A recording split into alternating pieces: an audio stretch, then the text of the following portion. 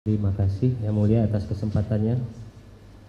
Izin Saudara Ahli Pak ini, salam hormat dari saya karena beliau ini salah satu orang yang saya kagumi, salah satu ahli forensik pertama di Indonesia. Tapi berkaitan dengan kasus ini saya mungkin ingin menanyakan beberapa hal, Pak, dan mungkin mohon izin juga nanti untuk dibatasi sesuai dengan koridor keahlian yang Bapak miliki. Yang pertama, ketika Bapak tadi menyatakan bahwa bukti saintifik tidak memadai dalam penanganan perkara ini, seperti itu. Kemudian bahwa pihak pemohon juga menyatakan bahwa ini ada kejadian kecelakaan lalu lintas. Jadi saya ingin menanyakan bagaimana pendapat ahli dalam hal ini ketika ada mungkin dari sedikit bukti saintifik, tapi ada bukti saintifik visum yang dikaitkan dengan keterangan-keterangan saksi, sehingga memang pada awalnya ini kecelakaan lalu lintas, tetapi karena adanya bukti visum tersebut dan dikaitkan dengan keterangan-keterangan saksi pada saat ada di lokasi kejadian, kemudian merubah semua kejadian ini menjadi kejadian pembunuhan. Tetapi saya ingin batasi, kita tidak berbicara siapa, tetapi peristiwanya. Demikian. Saya izin menanggapi majelis. Pertama, saya juga mengaturkan terima kasih kepada tim Jaksa Penuntut Umum. Senang bisa bertemu Bapak dan Ibu sekalian. Semoga saya juga bisa belajar banyak dari Bapak Ibu lewat persidangan ini. Pertanyaan saudara Jaksa Penuntut Umum terus terang mengingatkan saya pada sebuah diskusi dalam sebuah forum media yang di situ dihadiri oleh saya, dan antara lain salah satunya yang saya hormati adalah Bapak Kadif Humas Mabes Polri. Bapak Kadif Humas Mabes Polri. Dengan segala hormat saya menghormati Pak Kadif Humas, juga tentu saja menghormati Mabes Polri. Saya ingat beliau menggunakan kosakata pembunuhan sebagai sebuah simpulan tentang peristiwa Cirebon 2016, pembunuhan. Saya harus tandaskan betul majelis, sekiranya ini memang merupakan pembunuhan, tentu saya berharap otoritas penegakan hukum bisa menangkap pelaku dan menghukum seberat-beratnya. Sekiranya memang terjadi pembunuhan dan perkosaan massal terhadap korban. Namun saya sampaikan pada saat itu majelis, dan sekarang saya sampaikan kepada saudara Jaksa Penuntut Umum yang saya hormati, sepanjang berkas yang bisa saya baca, saya tidak menemukan kata pembunuhan terkait dengan simpulan kematian kedua korban. Tentang isi visum et repertum, rinciannya itu bukan berada di khazanah psikologi forensik. Karena itu saya hanya berfokus pada istilah kematian tidak wajar. Yang saya baca majelis di dalam berkas, istilah yang digunakan oleh dokter adalah kematian tidak wajar. Saya sampaikan bahwa termasuk dalam kajian psikologi forensik, kematian manusia bisa disebabkan oleh 4 hal. NASH, izin majelis saya eja kembali apabila dibutuhkan majelis. NASH. Ini saya sedang mencoba menyampaikan kepada majelis tentang penyebab kematian manusia. N, natural. Artinya seseorang meninggal akibat penyebab alami. Misalnya sakit keras yang tak kunjung bisa diobati, atau usia lansia gitu. Itu contoh kematian akibat N, natural. Kematian akibat faktor natural ini yang saya pahami sebagai kematian yang wajar majelis. 3 selebihnya saya pahami sebagai kematian yang tidak wajar, yaitu ASH. Mulai dari A, accident, ACCIDENT, kecelakaan. Itu kematian tidak wajar. Berikutnya, suicide, SUICIDE, maaf, bunuh diri. Dan yang ketiga adalah homicide, HOMICIDE, kematian akibat perbuatan orang lain. Saya tidak menggunakan istilah pembunuhan karena belum tentu perbuatan orang lain itu berupa pembunuhan. Tapi homicide adalah kematian yang disebabkan oleh perbuatan orang lain. Saya ulangi majelis, N atau natural itu yang saya pahami sebagai kematian yang wajar. Sementara accident, suicide, dan homicide inilah yang saya pahami sebagai kematian tidak wajar. Saya sampaikan di hadapan yang saya hormati Pak Kadif Humas Mabes Polri, dan sekarang saya sampaikan kepada saudara jaksa penuntut umum, sepanjang yang bisa saya baca di dalam berkas adalah kematian tidak wajar. Namun kematian tidak wajar itu apakah serta-merta bisa disimpulkan sebagai pembunuhan? Belum tentu majelis. Karena sekali lagi yang saya pahami ada 3 jenis kematian tidak wajar, yaitu kematian akibat kecelakaan, kematian akibat bunuh diri, dan kematian akibat orang lain. Sampai di situ saya simpulkan dalam bentuk pertanyaan majelis, bahwa kasus atau peristiwa Cirebon 2016 ini pembunuhan atau bukan pembunuhan. Sampai di situ. Jadi saya tidak berpretensi mengatakan bahwa peristiwa 2016 adalah kecelakaan. Sebagaimana saya juga tidak menyimpulkan bahwa ini merupakan bunuh diri, pun saya tidak pernah menyimpulkan bahwa ini merupakan pembunuhan. Saya bertanya, kematian tidak wajar itu apakah merupakan pembunuhan? Bukan pembunuhan. Apakah akibat perbuatan orang lain? Apakah bunuh diri? Atau apakah akibat kecelakaan? Demikian saudara. Mudah-mudahan bisa dipahami. Mungkin melanjutkan sedikit Pak. Nah tadi sudah disampaikan seperti itu, penyebabnya kematian tidak wajar ada 3. Nah saya ingin menanyakan lebih lanjut, bagaimana terkait 3 penyebab kematian ini, yang penyebab kematian tidak wajar, apabila kemudian dikaitkan dengan adanya saksi yang menemukan kondisi atau pertama kali menemukan bahwa keadaan itu bukanlah dalam artian secara umum bukan merupakan bentuk kecelakaan seperti itu. Baik majelis. Urut-urutan berpikir saya majelis adalah, saya mencoba konsekuen dengan apa yang saya sampaikan sejak awal persidangan ini. Saya akan mengandalkan pada bukti saintifik dari disiplin ilmu apapun, entah itu psikologi, entah itu kedokteran, apapun disiplin ilmu yang bisa memberikan kontribusi saintifiknya bagi pengungkapan sebuah kasus. Saya tidak memiliki kompetensi yang saya maksud bukan kewenangan tapi kecakapan untuk menilai hasil pemeriksaan dokter. Oleh karena itu saya tetap hanya pada sebuah pertanyaan, apakah ini kematian tidak wajar bisa dianggap sebagai akibat kecelakaan, ataukah bunuh diri, ataukah akibat perbuatan orang lain. Untuk langkah berikutnya adalah saya mencoba mencermati keterangan para saksi. Mudah-mudahan majelis tetap ingat bahwa posisi saya pada dasarnya adalah skeptis terhadap yang namanya keterangan. Begitu majelis. Nah, dari satu keterangan ke keterangan lain, apalagi tambah adanya penangkapan terhadap Peggy Setiawan dan kemudian juga pencabutan keterangan yang dilakukan oleh Liga Akbar dan Dede, tambah lagi testimoni dari anak Sakatatal, dan ini catatan yang menurut saya landmark bahwa Kapolri sekali lagi sudah menyampaikan menurut saya sebuah testimoni bahwa sekaligus otokritik bahwa kerja Polda Jabar pada tahun 2016 dalam mengungkap kasus Cirebon tidak memadai secara saintifik. Ini yang menjadi dasar bagi saya dengan segala hormat sanksi terhadap kualitas keterangan para saksi yang ada di dalam berkas tersebut. Ini pandangan umum saya.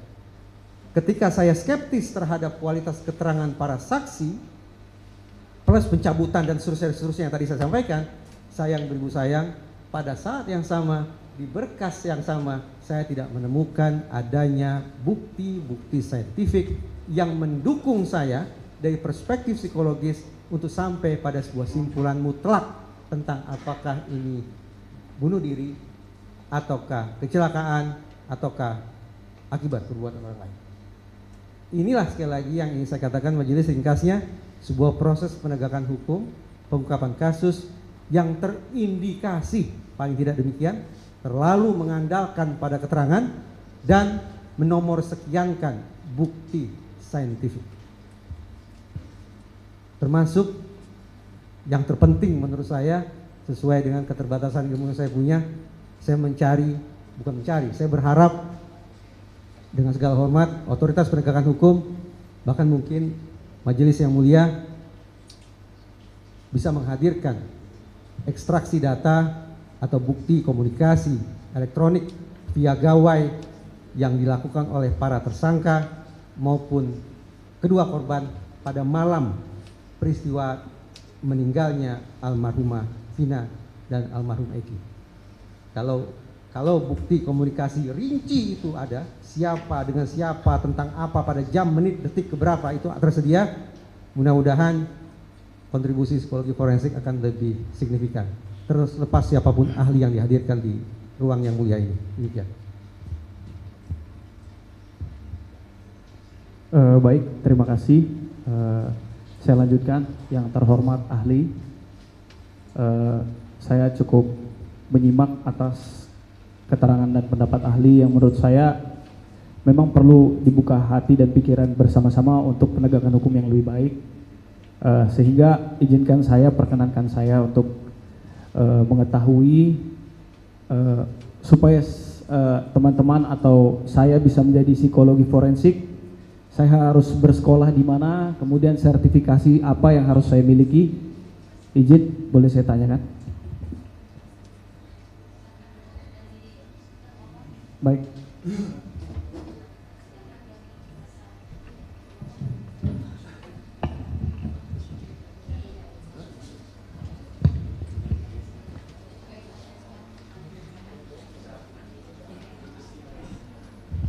Izin majelis, saya perlu maju atau duduk? Saya maju.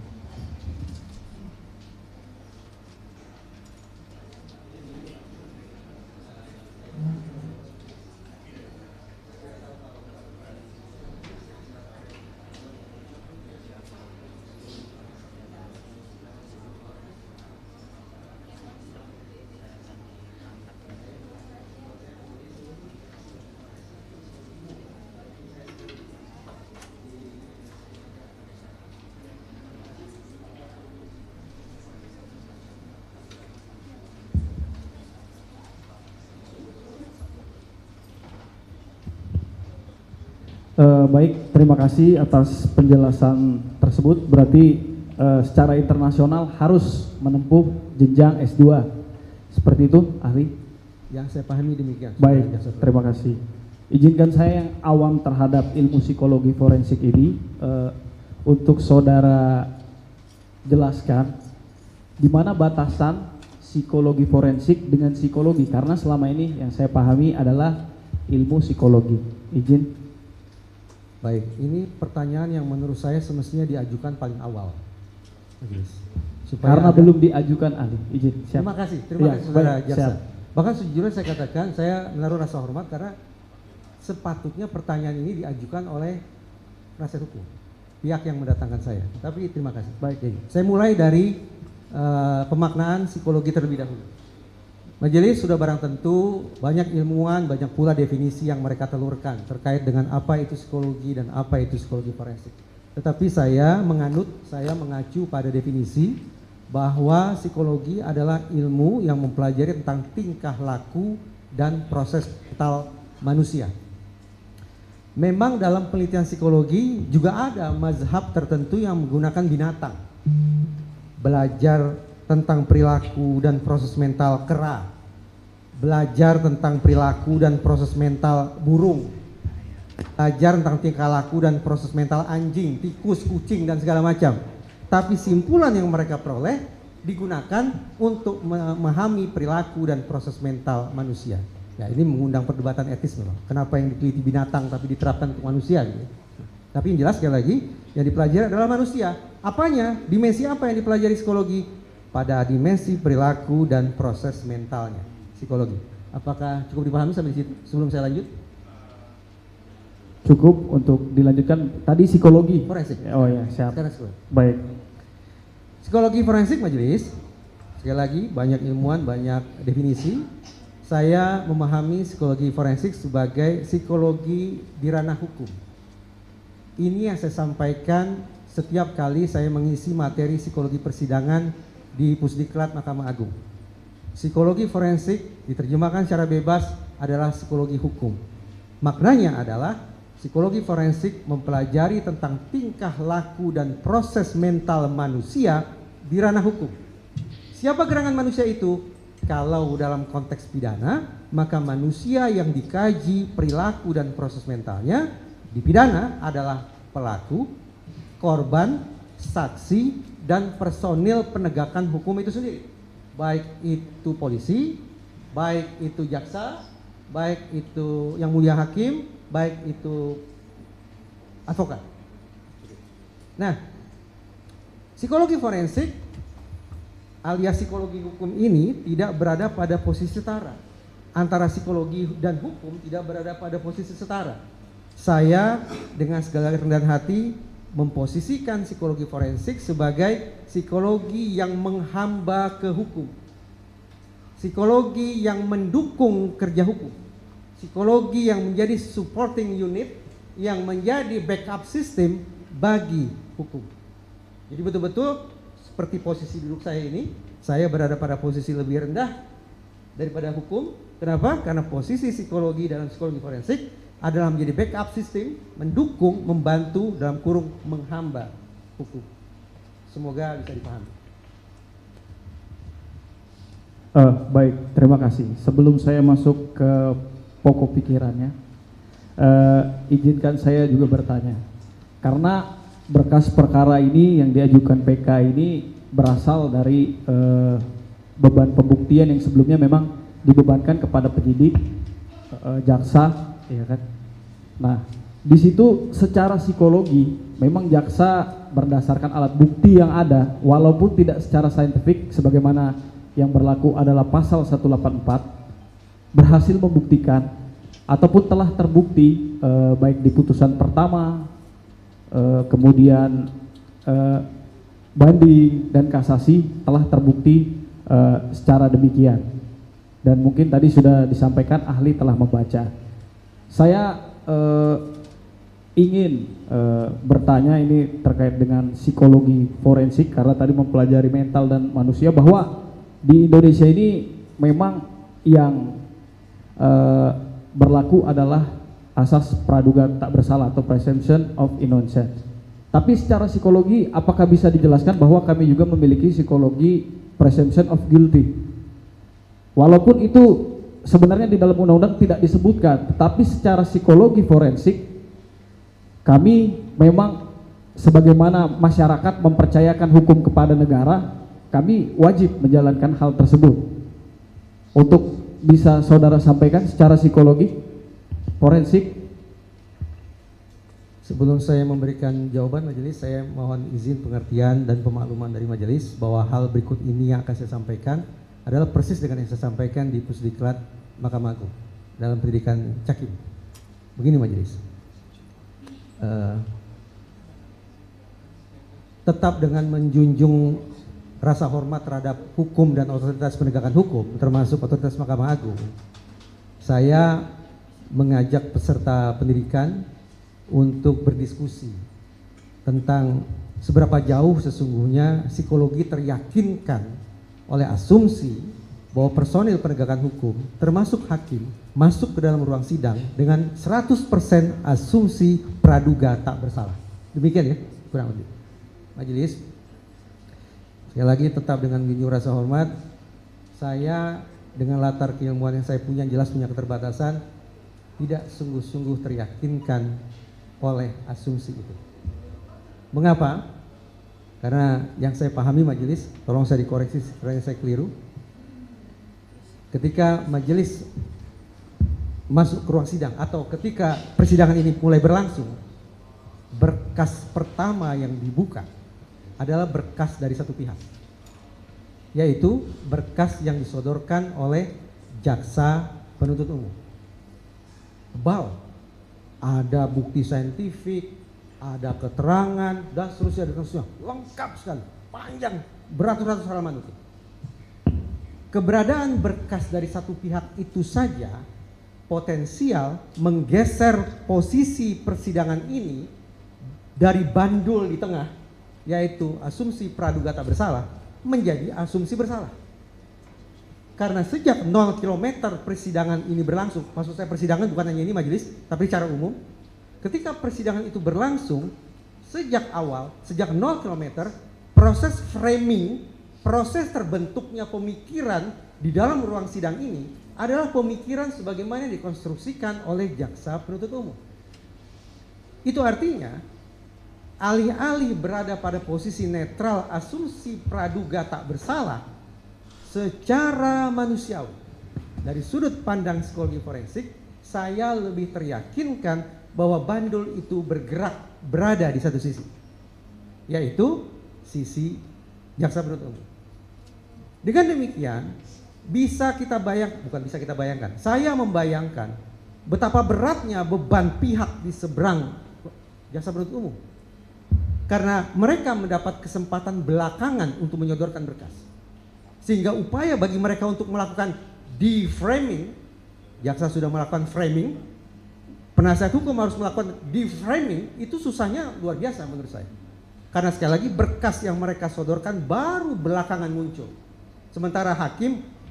Sementara ruang sidang ini bandulnya sudah tidak lagi berada di titik nol, tidak lagi berada pada titik netral, tidak lagi berada pada asumsi praduga tak bersalah, tapi dengan framing dari jaksa penuntut umum sudah berada di kutub asumsi praduga bersalah. Barangkali dengan segala kerendahan hati majelis, apa yang saya sampaikan ini terdengar tidak begitu menyenangkan. Oleh karena itu saya tetap meminta maaf sekiranya perspektif saya ini dipandang merendahkan atau dipandang berlebihan.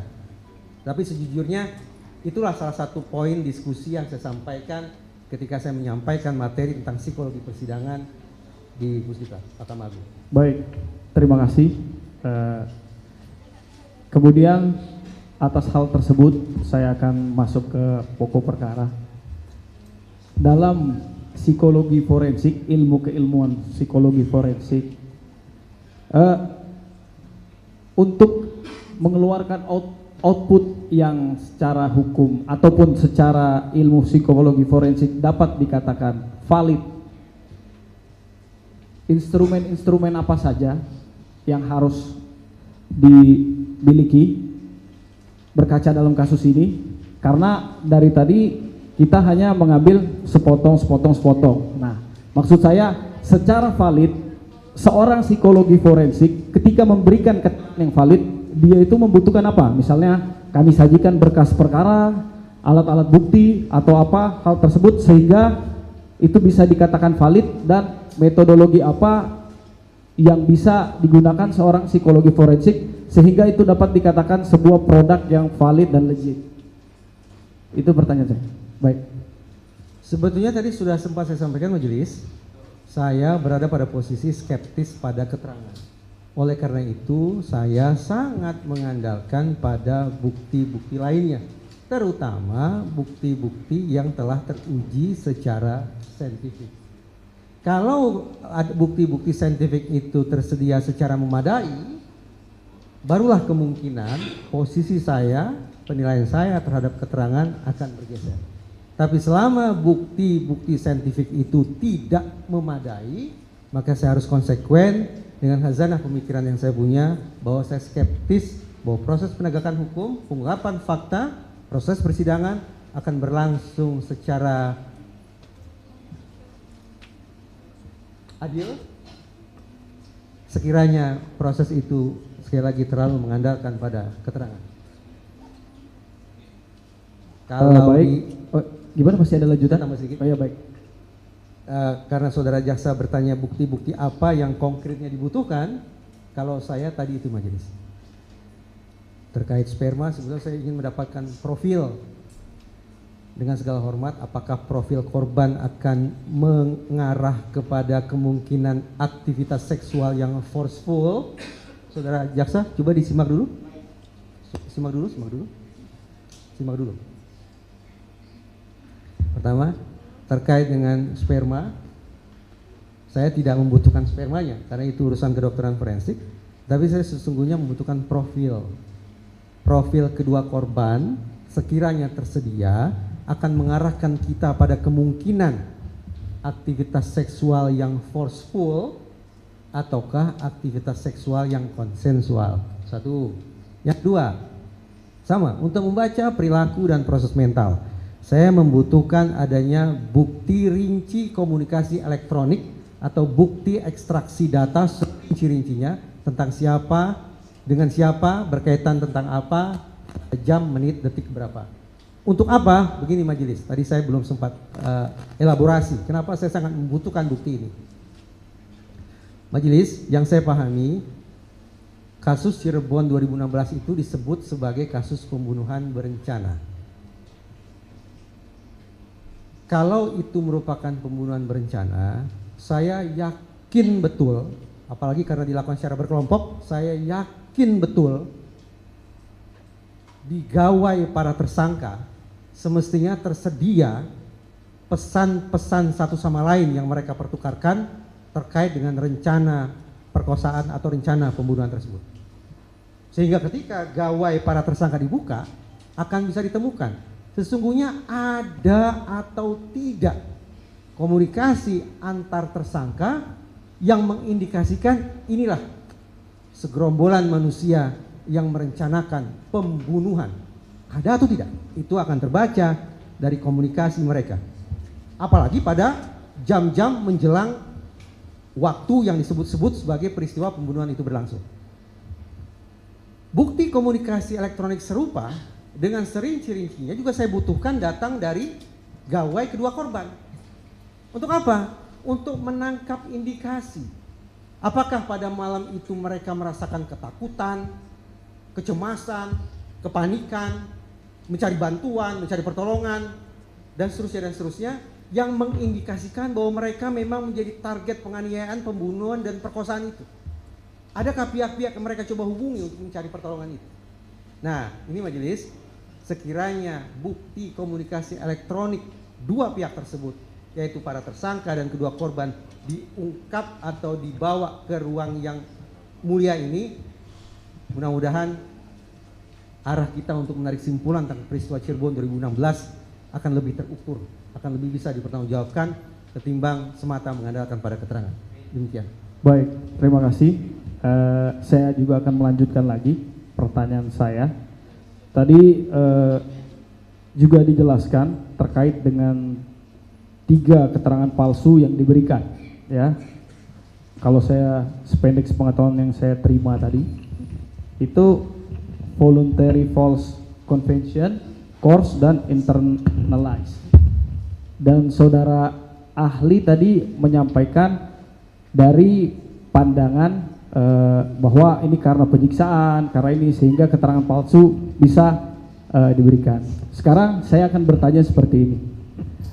Apakah atas keterangan Saka Tatal yang sebelumnya telah terbukti di dalam persidangan di PN, PT, ya, PT maupun Mahkamah Agung, karena adanya pihak-pihak lain berdasarkan teori saudara tadi, dia bisa merubah keterangannya yang awalnya dia menyatakan memang ikut dalam atau bersama-sama, yang terbukti ikut bersama-sama melakukan pembunuhan berencana, sekalipun gradasinya memang sudah ditentukan sebagaimana putusan, itu bisa berubah menggunakan teori saudara tadi karena adanya tekanan-tekanan atau bisikan-bisikan dari luar, seperti itu. Yang mulia, izin yang mulia, ini tempat yang mulia, tidak perlu seperti itu yang mulia. Izin. Yang mulia,